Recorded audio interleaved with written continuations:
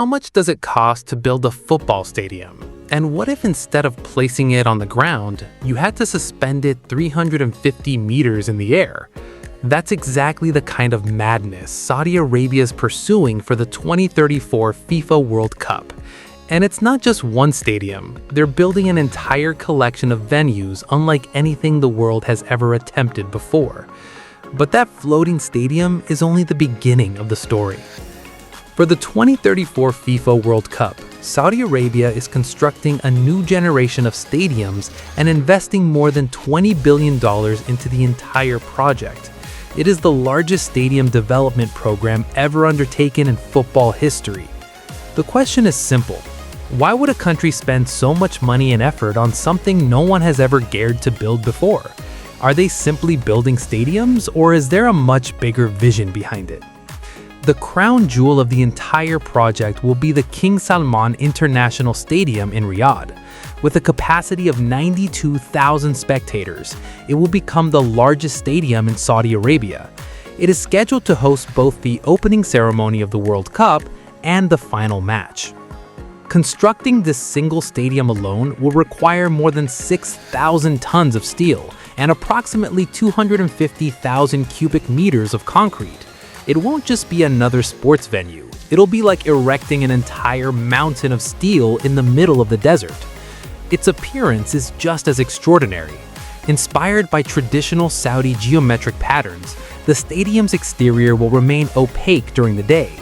As night falls, however, the facade will gradually become transparent, allowing light to shine from within. One building, two completely different personalities. Now imagine the outside temperature climbing above 45 degrees Celsius, where standing under the sun for even a minute feels unbearable. Yet inside the stadium, spectators will enjoy a perfectly controlled climate of around 22 degrees Celsius. Not far from Riyadh, in the mountainous region of Qiddiya, Saudi Arabia is building something that sounds almost impossible. The Prince Mohammed bin Salman Stadium won't sit on top of the land. Instead, it is being carved directly into the side of a mountain. One entire side of the stadium will remain open, giving spectators breathtaking panoramic views of Riyadh's skyline. But attaching a massive stadium to the side of a mountain is no easy task. Engineers are securing it with 2,300 enormous rock anchors, essentially giant steel bolts drilled deep into the mountain itself. These anchors will hold the entire structure firmly in place.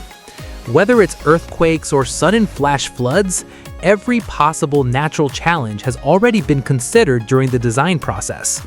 The goal isn't to fight nature, but to become part of it. Even the playing field is remarkably flexible. Within just 6 hours, the natural grass surface can be replaced with artificial turf, allowing the venue to host concerts, entertainment events, and other sports almost immediately.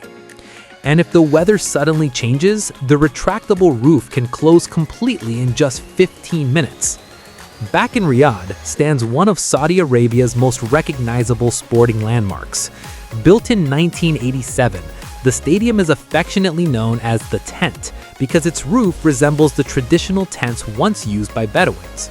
Its massive canopy rests on 24 giant columns, and today it is being transformed with cutting-edge LED technology. After sunset, the entire stadium will light up with spectacular visual displays visible from as far as 5 kilometers away. A historic icon is receiving a thoroughly modern identity. Meanwhile, on Saudi Arabia's eastern coast in Al Khobar, the Aramco Stadium is taking shape. Its front facade will consist of 40,000 lightweight aluminum panels.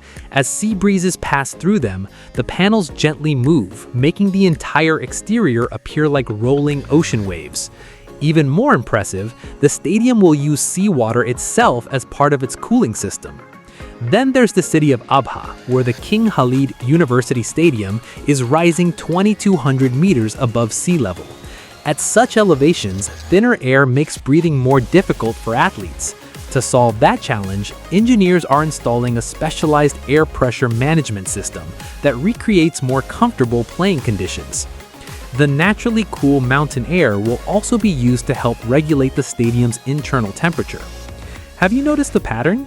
Whether it's the sea, the mountains, or the desert, Saudi Arabia is turning every environmental challenge into an advantage. The desert heat helps generate energy. The sea provides natural cooling. The mountain breeze lowers temperatures. Every landscape becomes part of the engineering solution. Yet, even all of these remarkable stadiums are overshadowed by one project that seems to redefine what human imagination is capable of. Let's return to the stadium suspended in the sky. The Neom Sky Stadium is Saudi Arabia's boldest and most unbelievable gamble. Costing nearly $1 billion, this stadium won't stand on the ground at all. Instead, it will hang 350 meters above the surface, accommodating 46,000 spectators. It will be built inside the Line, Neom's futuristic city, a 170-kilometer-long mirror-clad linear metropolis stretching through the desert towards the Red Sea. Watching a football match here won't involve sitting in traffic for hours. Fans will travel directly to their seats using high-speed electric pods and vertical transportation systems. The mirrored exterior will reflect the surrounding desert landscape so perfectly that during the day, it almost disappears into the horizon. After sunset, thousands of LED lights will transform it into what appears to be a glowing stadium floating in midair. Inside, the seating arrangement follows a honeycomb-inspired design, ensuring every spectator enjoys an unobstructed view of the pitch. Its acoustic engineering is equally extraordinary.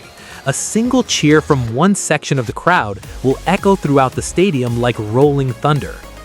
In reality, Saudi Arabia isn't just building football stadiums. Before the oil era eventually comes to an end, the country is investing in an entirely different future. For many of us, football is simply a game played barefoot while chasing a ball.